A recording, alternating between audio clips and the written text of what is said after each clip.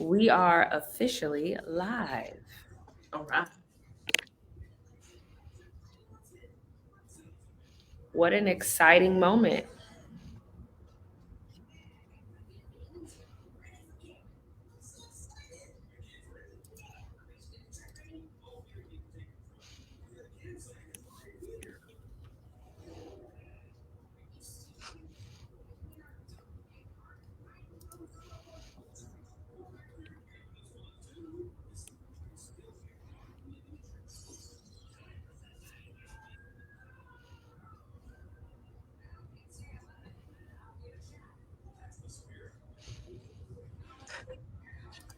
Look at this.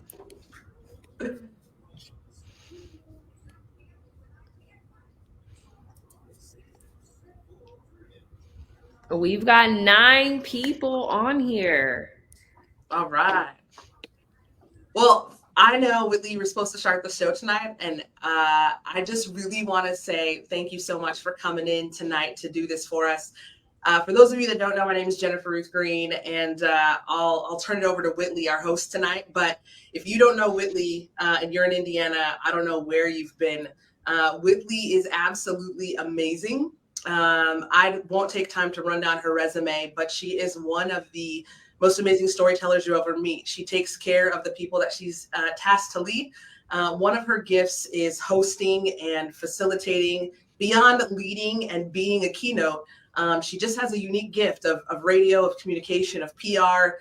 She has her own PR firm, and Whitley agreed tonight to come in and host this book launch party. And Whitley, I cannot thank you enough for coming in to join Dr. Austin and I as we talk about this new project. But I just wanted everybody to know a little bit about how amazing you are and the fact that we get to have you in the studio tonight. Thank you so much for joining us. Appreciate it. Well, thank you so much. I'm so excited to dive into this book, to dive into this topic. For every one of you that are watching on Facebook, if you're watching from your homes, do us a favor and give us a like spike real quick. Hit that like button, hit that heart button, and go ahead and share it with your networks, because we want this message to get out in the places and spaces that not only we occupy, but that you occupy as well. So I've shared it to my networks as of right now, and I hope that you share it to yours. And we've got some comments flowing in the chat. Hello, say hello to everyone. Nicole, say hello. Hi, Justin. Hello, Cornesia and Kimberly.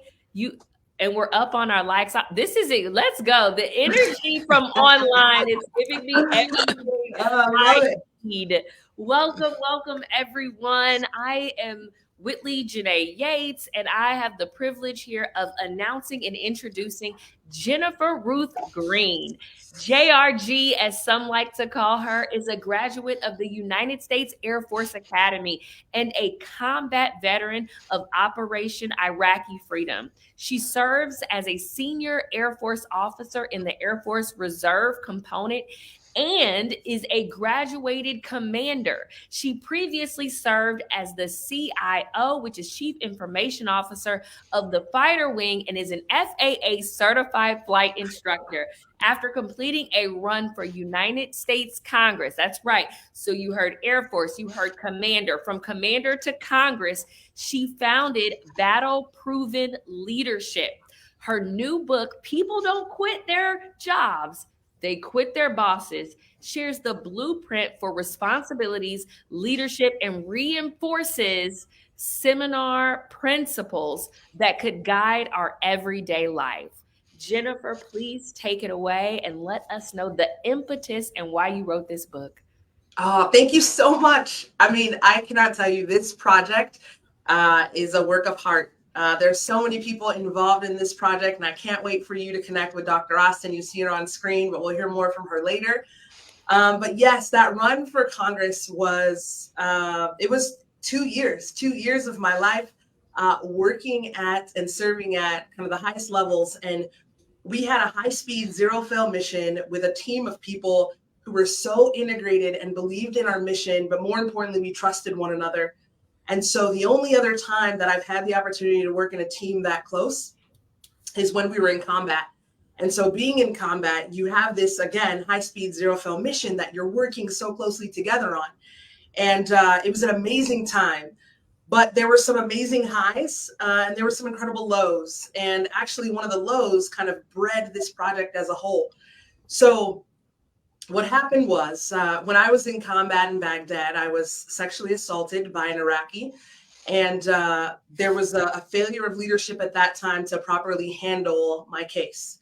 And I didn't say anything about it. I was pretty quiet about it, to be honest. It was a very personal, private event, a very difficult thing for me, but got some help through the VA, through my church, through my pastor. And it was just a time of a long stretch of recovery. And so during that time, the file ended up in my military records. Normally, privacy as a victim allows you to have this in your medical records alone. It's between you and your primary care provider. But this ended up in my personnel file where it wasn't supposed to be. And then during the campaign, my political opposition illegally retrieved my military records, took the story of this assault and gave it to the newspaper. So the press took it and they decided to publish it and asked for a statement on it. And so I was a bit shocked and I was obviously just thrown off because it was a very, very difficult time for me. However, I used my rights and I sent a note to the Air Force under the Freedom of Information Act. And I said, how did this happen? Can you please help me know what the steps were, what happened, where the information came from? And the Air Force sent me back a very perfunctory letter, merely telling me, yeah, someone else has your records. We gave them away. They asked for them and we gave them. And so I remember holding that letter and I was thinking that as I opened it, I thought I was going to have this opportunity to have some adjudication, some understanding, there was a mistake or someone did this on purpose or some resolution. But at the end of the day, all I got was, yeah, it happened. Yeah, these people took it from us illegally and we gave it to them. And I remember feeling so low at that moment because I thought that originally I would get a note from someone, a call from someone, a personalized communication to say, hey, I know this is terrible. I know the worst day of your life is being played out on national TV. I know that you're getting gaslit as a result. We had press call and say, hey, how do we know you didn't leak this just for attention? It was just an ugly time. And so I felt like that moment that I was very much a checklist on somebody else's to-do list. I wasn't a human being who was dealing with a great tragedy, and I was looking for somebody to stand up and lead. And I wanted somebody to say, we're sorry. I wanted somebody to say we messed up. I wanted somebody to say they took your records from us. I wanted somebody to say it never should have been in your records. I wanted somebody from the press to say we had this and we shouldn't have published it. I was looking for someone, anyone, to help not necessarily vindicate, but at least acknowledge that there were failures. And so when I realized that there was nobody in this entire chain that was ready or willing to do that, I just said, this is a failure of leadership. A leader's responsibility is to create value. Like if you want me to crawl over broken glass for you, which is the nature of the task of the military, to know that as a military leader, my word can give you the command to cause you to give everything up to and including your life. I have to be ready to absorb that responsibility. And I have to lead you like it matters that you believe that I have your best interest at heart. And so when I felt this level of discouragement and I just couldn't get over it, I just said, how do we have so many failures of leadership? Why is this difficulty here? Why is no one acknowledging it? Why is no one dealing with it? And long story short, that's what kind of started this project. And it kind of evolved from there. Thankfully, we didn't sit there, but that's where it started from. This place of great difficulty. So tell me a little bit more about you go from difficulty to deciding to write and cultivate this book to help other people. Was there a singular moment or was it a culmination of all the things you had experienced? Well, as you know, Whitley, as a speaker, people just call and say, hey, if you have a topic or this is what we're doing, we would love for you to have the opportunity to speak to our people, tell your story. And so I wanted to be able to tell my story, but I found myself more prone to talking about leadership. And as I kept getting invited to places, I kept talking more and more about leadership. The failures that I saw were not going to be the topic that I wanted to talk about. I wanted to talk about suitable leadership. So I started thinking and I said, okay, who are the leaders that I would crawl over broken glass for? And that's, that resulted in the Hall of Fame in this book and the Leadership Hall of Fame. And I said, these are the leaders, and why would I crawl over broken glass for them? And I looked at their attributes, and I looked at how they conveyed value to me. I looked at how they built trust. I looked at how they built teams. And I said, this is why. These are the people that I would follow to the ends of the earth, and this is why. And so at that point, when I started speaking about leadership, I said, okay, I know the examples. I know why. Let me help people to lead better. And then I said, okay, as a speaker, then let me provide an accompanying curriculum, just something that would be a little fill in the blank, help people to kind of know a little bit more about, as I'm speaking and teaching, these are some options. A good leader does three things. A good leader, their responsibility includes to build other leaders, fight for their people, eliminate distractions. They would fill that in. But then as I started looking at it, I said, you know what?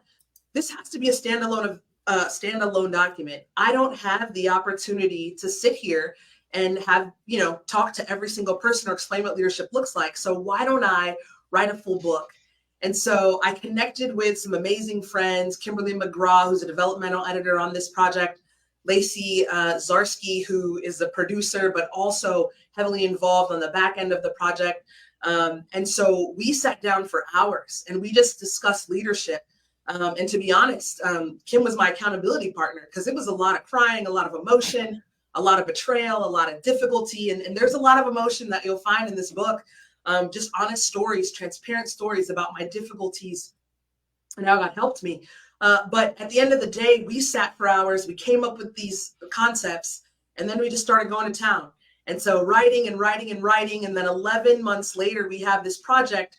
But of course, in having a standalone project, there were key points where you realize, hey, I have good ideas, but I don't necessarily know how to write a book. And that's where we got introduced to the amazing Dr. Austin. And she was such a key component. Lacey and Kim and I don't know, this project would not have happened without them for sure. But Dr. Austin has this amazing ability to make a good thing better. And I'm so glad that she's on our team. That's a perfect segue. Let's introduce the Dr. Sarah Austin. Dr. Austin is the Director of Student Affairs and Registrar at the USAFA Preparatory School. Prior to transitioning into the registrar position, she spent 7 years as an English instructor, an academic advisor at the USAFA PS, and continues to teach, of course, there. Dr. Austin graduated with her PhD, that's right, Dr. Austin, in technical communications from Texas Tech University. Her work has been published in various technical communications, rhetoric, composition, educational journals, and collections. And she's proud to have worked as the editor for Lieutenant Colonel Jennifer-Ruth Green on this specific book, that people don't quit their jobs, they quit their bosses. She and her husband, Brian, have 2 children, Zachary at the tender age of 15 and the wonderful Claire. Welcome, Dr. Austin, and thank you so much for all that you've done to help this come to fruition. Tell us a little bit about your role as professor and as well as developing leaders of character. Hi, I'm really happy to be here. Thanks for having me. Thanks for that warm introduction. Yeah, I actually met Jen by accident as I was working. I was actually sitting in what we call the Gilbert Center at the prep school, waiting for my classroom to be available, as teachers often do. And she just came in. And in that moment, she was not Jen or JRG. She was Lieutenant Colonel Green. And she was helping us run our prep school basic military training, which we do every July. And we started chatting because I was hanging out and she was hanging out. And it turns out that Jen and my sister went to the Air Force Academy together and graduated the same year, which is a very classic example of how small the world is. Very small. And that chat turned into a lot more in-depth conversations. We talked about what I do as a professor working with the preppies and as an advisor, and we talked about leading them because that was her role, and I see it too as my role, although until I read the book, I didn't actually really think of it as leading so much as I thought of it as being an educator. It's what we do. But at the Air Force Academy, we're tasked, in fact, it's actually on the signs, with growing leaders of character or developing leaders of character. And we have frameworks for that. And we have a character and leadership center up on the hill, as we call it. And Jen says we guide lives. And I like that. It feels more important even than developing leaders of character to me. And I hadn't considered it necessarily that way before she said it. But we endeavor for our students to be guardians of humanity, to be worth following, and people who are both trustworthy and thoughtful in moments of crisis. They can't panic, and we need them to be able to think thoughtfully and clearly, to be leaders of character. And the Academy on the website actually says that somebody with character is somebody who can follow their moral compass, even when there's pressure to do something that isn't maybe the right thing in those moments. And the book talks about those moments and what it looks like in combat situations, but also in very typical business situations, to look at your options and know exactly which one is the right thing to do, and then to make that choice, even if you're under duress or you're afraid. And I try to get my students to do that. We talk a lot in English class about options, and we do a lot of reading. In fact, Jen and I were talking this morning about the fact that we teach some work about moral courage. And in the book, she mentions the My Lai massacre in particular, and we talk about that moment in Vietnam, and we talk about POWs in Vietnam. But what we're trying to do is guide their study habits, make them become academic stewards, facilitate discussions of morality via reading materials and just regular day-to-day conversation, so that when they become future officers, like Lieutenant Colonel Green, they can make those choices. And that's why I joined the project. You know, I find it, I'm, well, speechless, because Dr. Austin is absolutely amazing, and she's incredibly humble as well. And I know that I said very simply, she makes a good thing better. But can I just say, when I first started talking to her a little bit about this project, I just said, you know, I'm writing a book with my friends, and you know, we've talked it out and we've written some stuff down, and then as an English professor, right, at a top training school for leadership, I says, oh, I'd love to look at it. And my first thought was like, oh no, I already know my weakness for commas. I already know that. I don't know how to use them. I put them everywhere. I put them nowhere. And so I thought, oh no, she's going to eat it up and just take it and look at all of the small pieces and, you know, going to eat it alive. But then when she took a look at it, she said, hey, I really like this. And she explained to me actually the concept of a content editor, somebody who comes into a project and says, hey, we need to, you know, she asks questions. And so we would go back and forth with, after I would kind of write a section or whatever, she would take a look at it and she would say, you know, why do you believe that this is right? Or is there a story that kind of helps amplify this? Or is this really what you mean? And so she would ask those questions. And as we collaborated, it would cause me to think of, just similar to a seminar, if I were teaching and standing up and explaining something, how would I explain it a little bit differently or a little bit better? And so her kind of honing really helped to put into place some of the story elements, some of the, you know, moving things around and just editing the content to add more value to the project. And so to me, I think anybody can come in and fix commas and periods and semicolons. But the thing that was really the most impactful to me was when I started talking with Dr. Austin.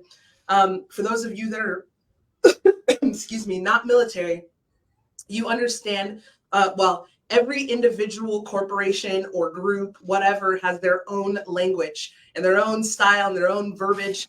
You know, when you're done talking on a radio in the military, you say over, and everybody knows that you're done talking. And so Dr. Austin, when I first met her, she knew all of the small phrases, the isms, the not just the Air Force piece of it, but the Air Force Academy piece of it.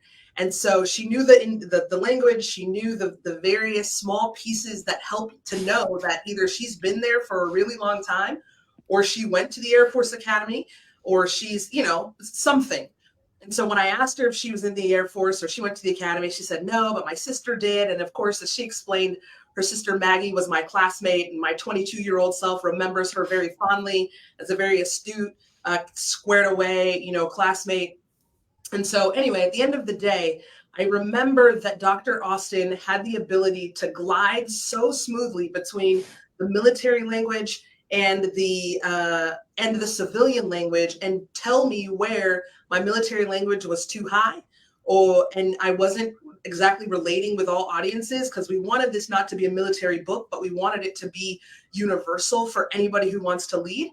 And so those were some of the things that she brought to the project, beyond just pushing me further as an author, pushing me further to think what leadership means and what it looks like, and whether what I'm saying is what I mean, what I'm writing is what I mean. But she often took the time to speak both languages and help me kind of interpret in some places where I wasn't as adept at it. So really appreciate that, Dr. Austin. It's a skill that few people can bring to the table in translating a book, but you crushed it. Thank you very much. Thank you, Dr. Austin, for happy to do it. All of that. And we have a comment here from Jody Smith from Indiana. She says, these are concepts that are not talked about often. Guiding lives, moral courage, and moral fortitude are rare topics. Jennifer, I really want to talk about the necessity for this book in the times we are in right now. Can you tell us a bit about that? I mean, we are at a point in our country where we are choosing leaders. And that's, every January when you talk about different clubs and different organizations, a new year, new leaders for any club, and then you think about class semester, class leaders at the semester level for academics and those kind of things. But on a country level, we are choosing our president. In Indiana, we're choosing our governor. And so many states across the union are choosing all kinds of different leaders at different levels.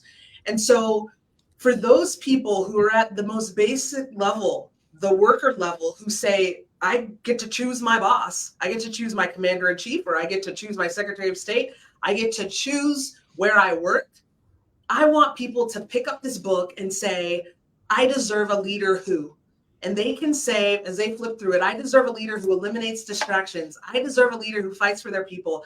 I deserve a leader who builds other leaders.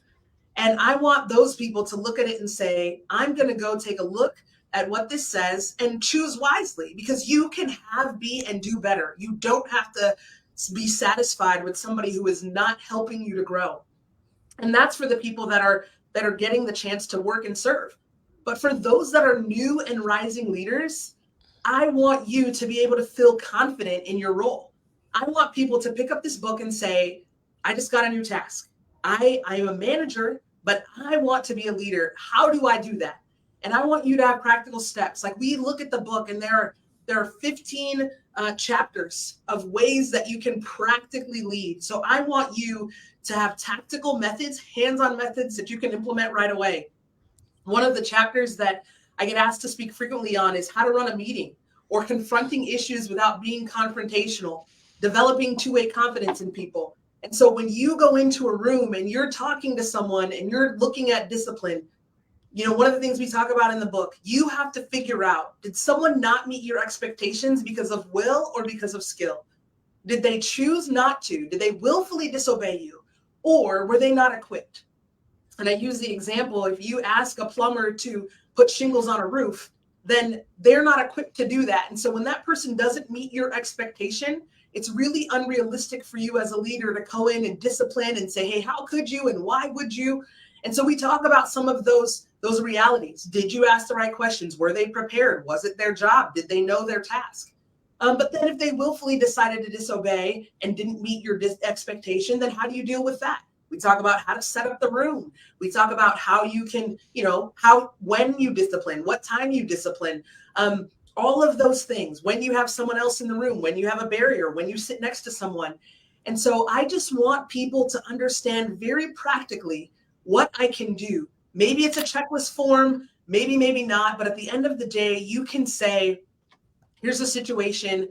This is what I can do to fulfill the simple roles of a leader, fight for my people, build other leaders, and eliminate distractions. And that's what people can walk away with if they take the time to look at this book. And so I'm very, very excited about those things. How exciting. The chat is filled with people who are going to not only purchase your book, but use it in practice.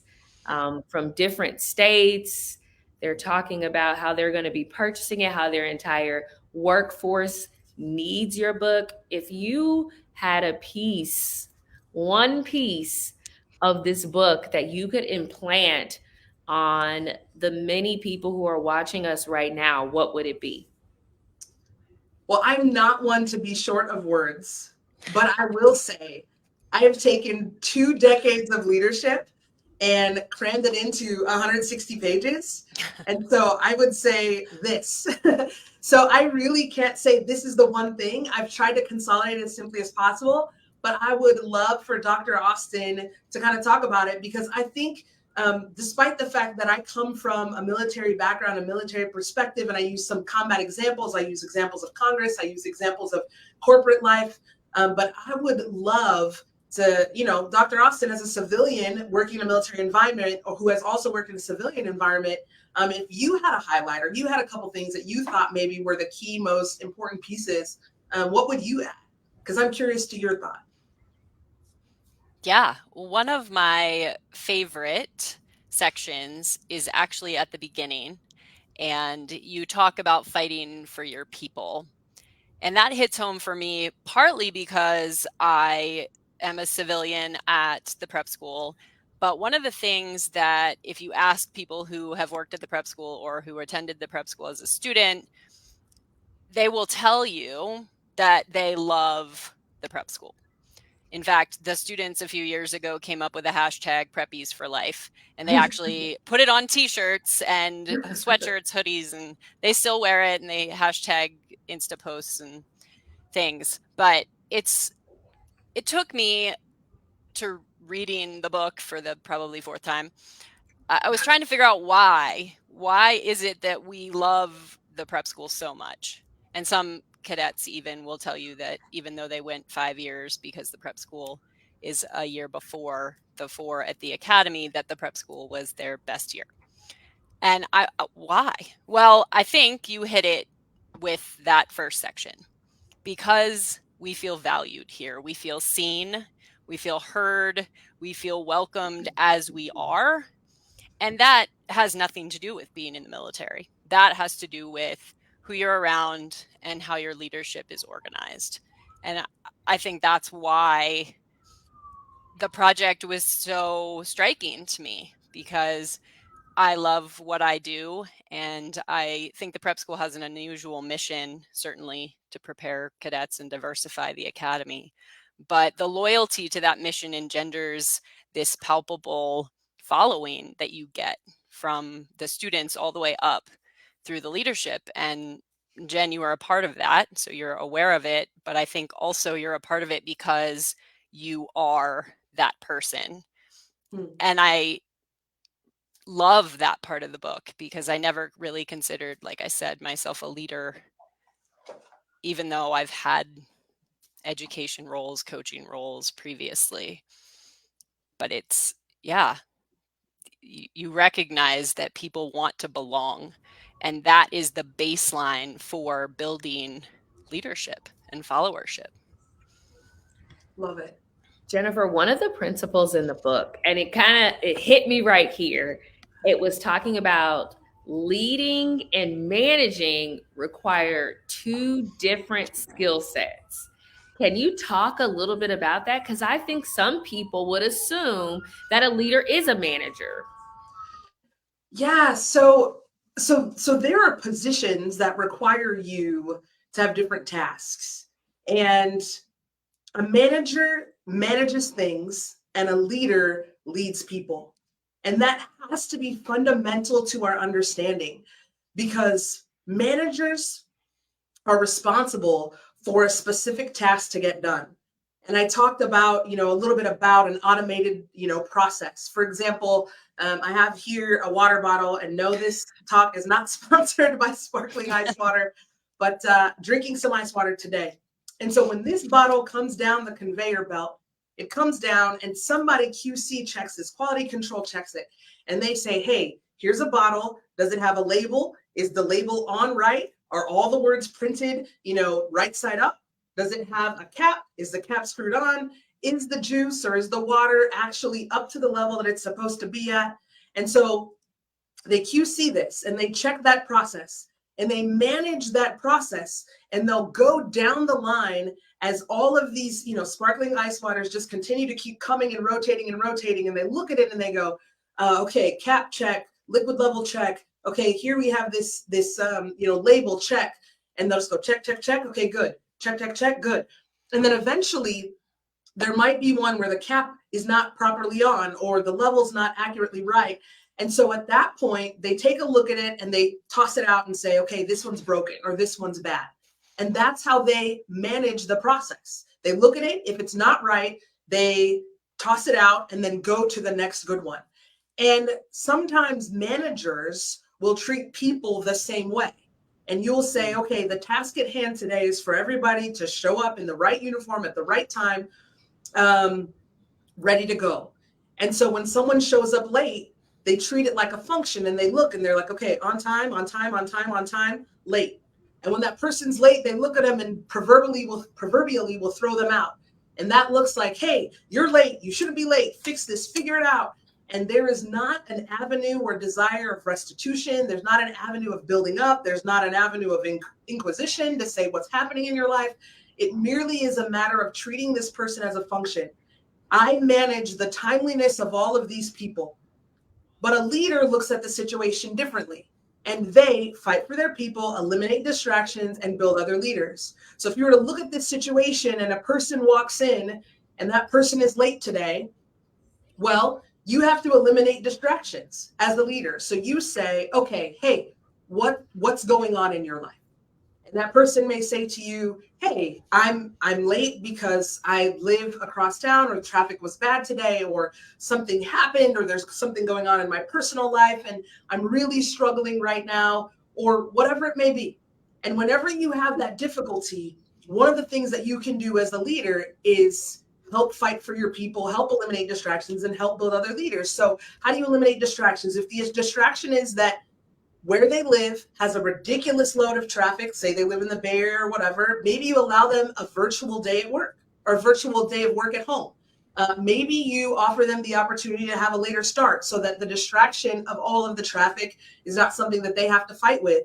And maybe you fight for your people by going to your leadership and saying, hey, can so-and-so have a later start? And then you build other leaders because you teach by example that this is something that leaders should be looking for ways to do. And you want to accommodate the situation that's happening in your people's lives.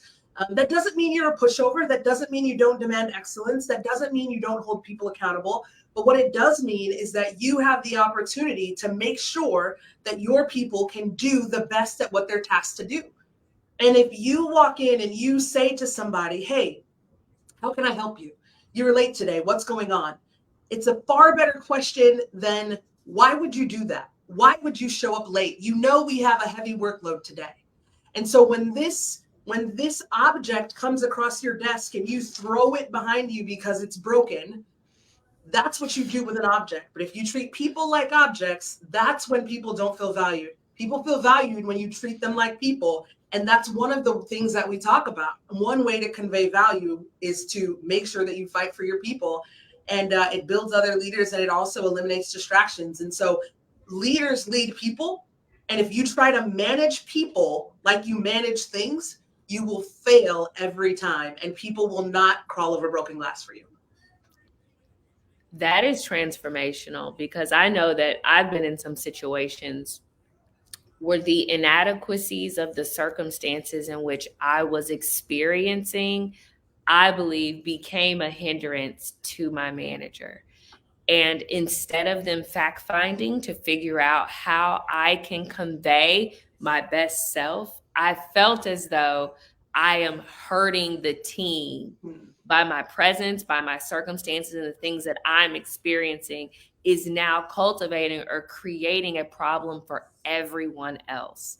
But listening to what you said and how you kind of convey that value and help them to really just understand what they're going through so that you can eliminate the distractions so they could be solely focused on the mission or the task at hand. I just wish there were, I just wish you would have been a leader for me. Now, we have a question from the chat. We have a question from Jamie Jack. Do you cover servant leadership and transformational leadership in this book? Dr. Austin, you want to handle that? Well, I sip my perfect. While you sip your water. They need to cut you. You should call them later. Yeah, exactly. Sponsor this. Yes, absolutely. The book covers servant leadership because Jennifer-Ruth considers herself a servant leader, and a lot of what she's done in her roles professionally have been from that place of wanting to serve. And actually, and she's mentioned this tonight, the reason that she wanted the book to be out in the world is because she wants other people to be able to learn from her own experiences and to glean whatever wisdom they can from those and to put them into practical action. And I think that by itself, having a place, a thing that you can go to and look at different ideas for ways you can troubleshoot your own situations is transformational for a lot of us. The words transformational and servant leadership both do appear in the book as well. And I think a lot of what Jennifer-Ruth does in the book is, from my perspective, illustrating her own transformation as a leader from when she first recognized that she had to lead. She gives a story of being deployed and standing on top of an MRAP, which is an armored tank, essentially armored car, and recognizing that her leadership was no longer just a mantle that the academy gave to her, that it was something that she actually had to do in a combat zone now. And that was a huge transformational moment for her. And reading it is pretty daunting, especially if you're not familiar with a lot of those kinds of stories, or you're not like my 15-year-old and watch 800 different war novels and documentaries on the History Channel. But so yes, I think she does absolutely cover both servant leadership and transformational leadership in very poignant ways. And I'm wondering, Jennifer-Ruth, if you have a favorite section of the book that you feel like particularly illustrates for yourself a moment of transformation, other than maybe the one that I just stole. No, I think that was a very practical one for me. But one of the things that really kind of challenged me in this process was when I first took command. And so I had the privilege to take command and the 122nd Fighter Wing, and very honored and humbled, made some very grave mistakes there as a leader. And in fact, I be 100% transparent with you.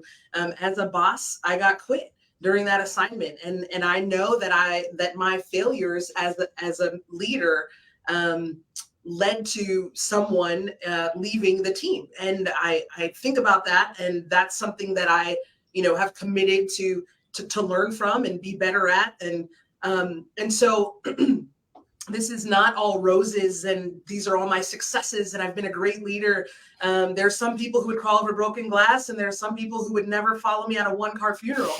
And so I don't take lightly the responsibility. But as far as learning leadership and thinking about the transformation as a leader, certainly in combat, as a leader of troops and missions in combat, that taught me, wow, yes, this is real. Another instance was when I took command. When you take command as a leader, you raise your right hand and you say, ma'am, I assume command. And you speak to the leader who has given you the physical opportunity to hold the guidon, which is the representation of your unit. And you say that I will organize, train, and equip that team for warfare. And that's your task. And so you raise your right hand and you commit to that. And when I committed to that, there was a gravity of that. And I remember walking through the halls of my first command, and I was with a senior leader that I respected. His name is Chief Rosales. In fact, we talked about this story fairly recently. I didn't know he remembered it, but he did. And so we talked about it fairly recently. And I was walking down the hallway, and I was asking questions. I mean, I was so sure of myself when I interviewed, and the question was, hey, do you feel like you can command? Do you feel as if you could serve these people? Do you feel as if you could learn them? Do you feel as if you could lead them?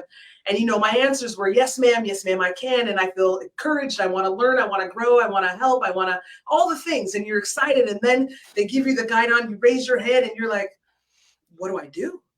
And so there was that moment of, oh my goodness, now I'm supposed to know everything. Now I'm supposed to do everything. Now I'm in charge and I have no clue where to go or what to do.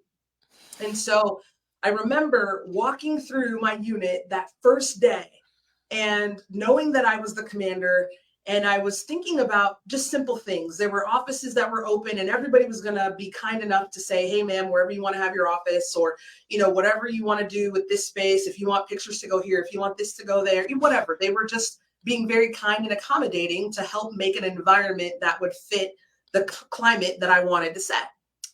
And so I remember asking, this chief, I asked him, I said, hey, chief, I think I want to put my office here because of this. And I think I want to do this because of that. And I said, what do you think? And I had worked with him in multiple cases before when I'd been a director of operations and when I'd been the inspector general.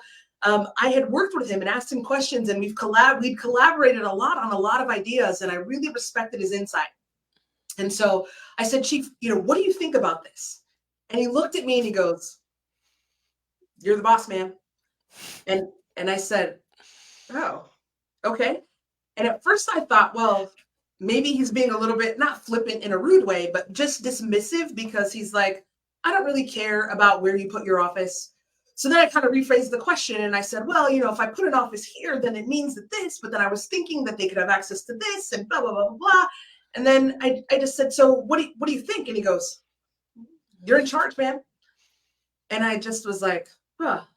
But of course it was day one. I'm really excited. I don't want to get frustrated. I don't want to get upset. And so I just keep it moving.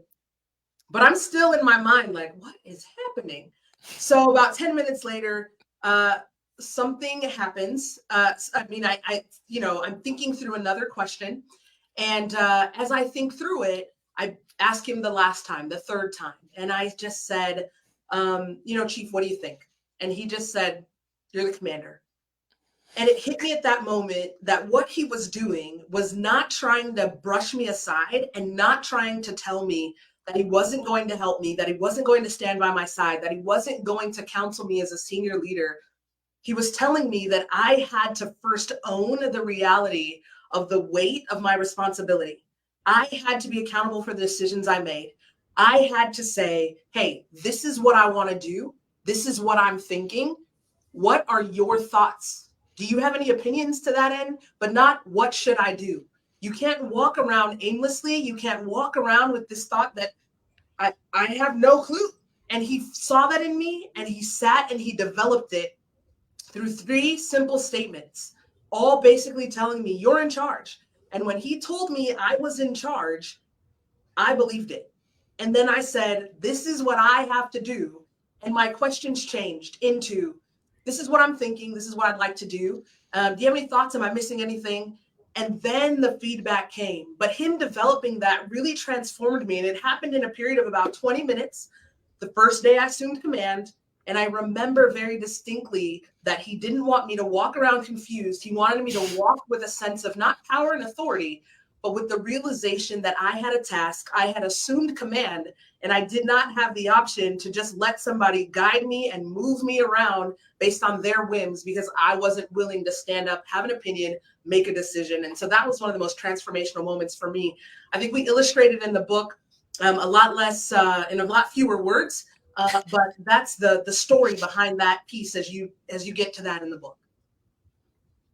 That's so wonderful. And so many people are purchasing your book and they want to know the big question: where can they purchase the book? They need it right now. Let the people know where they can purchase the book. I love it. Well, right in the link of this event that you clicked, you can see in the description, it's right there. It's on Amazon. And I cannot thank you enough. Last week, we released this book on the 29th, and you can see that link right there. We released this book on the 29th, and you guys have responded in such an amazing way. I was absolutely humbled to see, the team. Lacey sent me a text and a picture. She said, hey, your team is the top new release. Your book is the top new release in business teams and in leadership training. And I just was humbled and amazed by the fact that so many of you would take the time to be interested, whether it was because you thought, hey, I like Jennifer-Ruth, or maybe the concept sounded, agreeable or interesting. But I am humbled by the support. I'm so excited. There are so many people who have invested in my life. And I look forward to engaging. I really do value your feedback. I don't claim to be the world's subject matter expert on leadership, but what I can tell you is after going to the Air Force Academy and going to a leadership school and gleaning principles from there and having the opportunity uniquely to sit and observe leaders in their element where they are trying to develop leaders of character. We have 4,000 cadets. We have permanent staff of 10,000 people who are supporting this mission of getting us to graduation, to understand everything that the United States Air Force wants in a leader at this, this premier institution. It is a responsibility that they have to build us, but it's our responsibility to own it. And during that time, I've observed how many thousands of people make how many thousands of decisions with the intent to evaluate it and apply it, whether it's good or bad. And so with that as the foundation, and then with 20 years, including time in combat as a mission commander, time as a graduated commander, in the Air National Guard, and now serving as the director of logistics, I've had so many people pour into me, amazing examples like you'll find at the back of this book. And then I've had my failures, but this book is just intended to help people at every level. It is not just military. It is not just corporate. In fact, I think the universality of some of these principles would be helpful. And one of the things that I love about Dr. Austin is, I'll be transparent with you guys tonight. I was sitting there and I've had multiple conversations with her. We go to the Air Force Academy and we have speakers who come. We have a national character and leadership symposiums. We have TEDx talks. We have opportunities to hear leaders, the best minds, the president of the United States, the vice president of the United States, the secretary of the defense, the chief of staff of our specific branch, chief of staff of the Air Force. They come to our graduation and they're the ones that are present to help give us our commissions, to give us our diplomas. And they take great value in developing us as leaders. And so I remember talking to Dr. Austin and I said, Dr. Austin, as we look at this book, it's just so basic. It's just the basics. And it is just, it's how to run a meeting. And the reason I do it is because sometimes I'm sitting in meetings and I think, I wish we could run a meeting.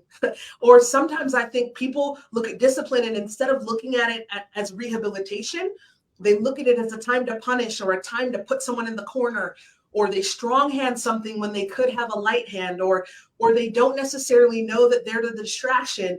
I talk about simple principles like don't walk on the grass. Why don't you walk on the grass as a leader? Because it's the most selfish thing you can do. Someone makes sure that the grass is curated. Someone makes sure that that lawn looks amazing. The topography of your space is great. And when they do that, you taking the time to just crawl or walk across it because it's easier and faster for you is such a detriment, because you just say my time is more important than your entire work. And it's that kind of stuff that shows a callousness or a lack of character, I think. And it's so simple. And it's something that we as leaders can do to show that we have concern and care for people. And so I've had multiple conversations with Dr. Austin, and I just said, I mean, we're just talking about don't walk across the grass, or we're just talking about how to run a meeting, and it's just the simple things that I think people are missing out on. And I think people are going to pick up this book and they're going to say, hey, maybe it's not for civilians, and maybe it's basic. And I thank the Lord for the opinions that Dr. Austin had to kind of reassure me during those times of doubt. But Dr. Austin, would you kind of share some of the advice that you've used to help me through those? Yeah, you sound like my students sometimes. They always say, "You want me to do research, but there's nothing new to say." And I think that's possibly accurate. But we are taking things that we've experienced ourselves and we're putting our own personal spin on them. And doing that in the way that the book does gives people an opportunity to revisit things that, like myself, I thought I knew, but then when I'm reading about them from someone else's point of view with someone else's experiences, you try them on again and you try them on differently, and they give you a fresh appreciation or understanding of things that you possibly thought you knew, but then didn't understand the depth of. Additionally, we change over time. And so sometimes what you knew when you were 18, right? Because we're all brilliant at that age. I was certainly it is different now because your point of view is different, your context is different. As Amberly said, yeah, a lot of these tenets 100% fit parenting and working with your family, especially things like go after what you want and don't panic, right? And these are tenets that most of us have heard before, but that doesn't mean that the way that you've couched them is not useful and interesting, and certainly gave me a lot of insight that I needed at a point in my professional career and personal life with teenagers to use in a way that's been transformational for me. And I just want to say one extra thing. I'm very proud of the book and all the work that you and the team put into it. And I hope that you are equally proud because it's great. Congratulations. Thank you, Dr. Austin. One last thing I just wanted to add on to that thought process. Dr. Austin, you and I agree on many things, but there are many things on which we don't agree. And whether those are our political opinions, our thoughts, our worldviews, but we have become incredibly good friends as a result of this process. I count you as a good friend. I'm so thankful for you. But one of the things that we talked about earlier, and I'd love for you to kind of expand on, is the fact that despite the fact that we are so different in our thoughts, there are some things that are universal, and that's the kind of the conclusion we came to. I was honestly surprised to find differences because it seemed like we were just so aligned with so many things, the deepest of thoughts as we share who we are at our truest self and who we want to be and how we want to serve others and the difference we want to make in the world. And it was odd almost to find out that, oh, you like vanilla ice cream? I just thought we were two sisters from another mister. But I think we have some differences, and I think those were some of the things that kind of drew us together. And I found your thought process as we were talking earlier today poignant on that. Would you mind taking a minute to share? Sure. Yeah, I don't think when we met that I had any idea about who you were or what you did. I didn't even know you were a pilot the first few weeks that we talked, but we do in fact have a obsession for airplanes in common, which is partly probably why I work at the Air Force Academy, honestly. But there's a sense in the last several years, I think, where there have been a lot of conversations going on that felt superficial. And one of the things that we are able to do that I really appreciate is have honest conversations about the world and reality. And you come at it from a completely different point of view than I do in some ways. And yet we have these similar foundations, which is fascinating to me and unusual. And it's one of the reasons that I think I really wanted to work on the project, because beyond the fact that trusting people and learning to lead and understanding that when people follow you, that's what it means to be a leader. When people are willing to say, yes, whatever you want to do, I will go with you. That's a level of trust that is hard earned, honestly, in most personal and strategic situations. But I think the fact that we can come from disparate backgrounds. I mean, I grew up in rural Maryland, and that we can arrive at similar settings is a testament to what we can do. Yeah. And I think part of the examples in the book for me were poignant because I could see your perspective and where you were coming from, but also apply them to what I was going through. And so, yeah, there's this sense of, oh, I can take these pieces of that, even though I'm not military and have never served in the military, and I can apply them to what I do as an educator, or what I do as a parent, or what I do as a friend. And that's, or a constituent, right? Given that we are about to have elections all over the country. And yeah, it's been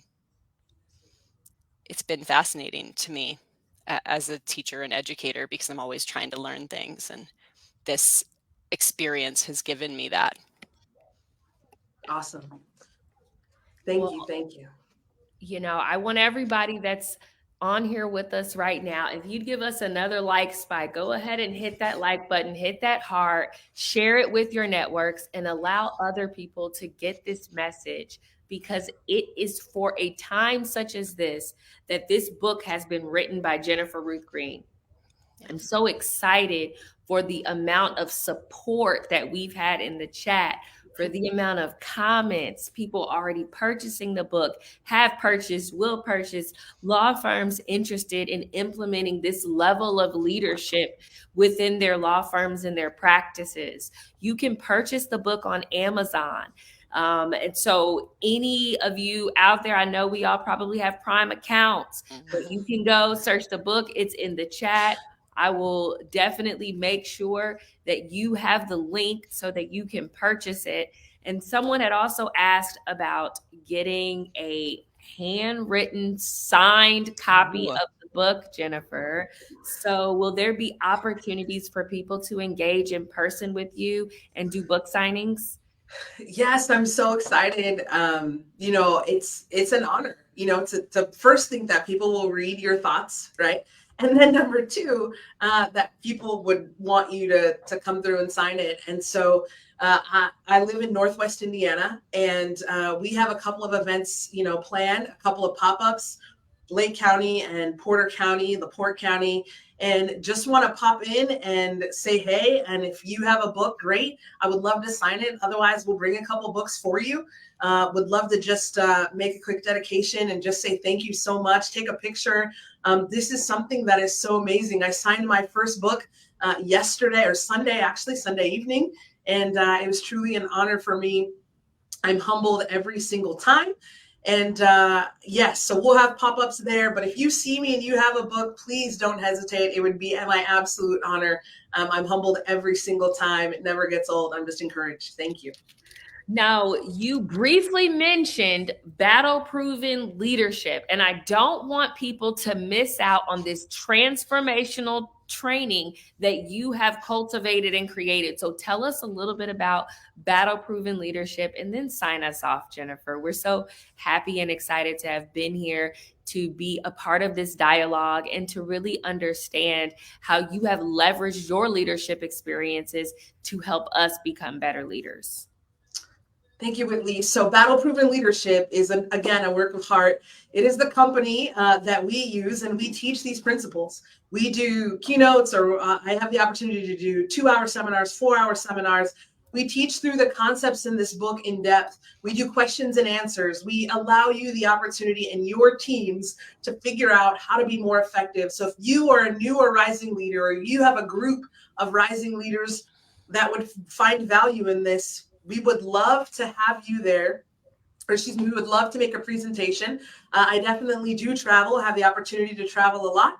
And in fact, next week I'll be at the Limits Conference with Eddie Wilson and his team there, Christian Media International. He runs the Aspire Tour with all the sharks from Shark Tank, if you know him. And so we'll be with him, and everybody who's going to be there in Atlanta, Alpharetta, Georgia, actually will have the opportunity to have their own book. And so incredibly excited for that. But we do training. It's tactical, and I'm there to answer your questions. And so it has been an amazing night. I want to thank each and every one of you for tuning in. Thank you, Dr. Austin, for your expertise. Thank you so much to hair and makeup stylist LaShonda Anderson today. Thank you, Liz, for the backdrop, Lacey for the backdrop, Ludwig for the scheduling, all of the elements. I can't thank you enough. My family, I love you. Mama, this book is dedicated to you. We're battle-proven leadership. This is People Don't Quit Their Jobs, They Quit Their Bosses. I'm Jennifer-Ruth Green. We've had Whitley Yates with us. It's been an amazing night. Thank you so much for joining us. We appreciate it. Thank you, guys. And don't forget to purchase our book and share it with everyone that you know.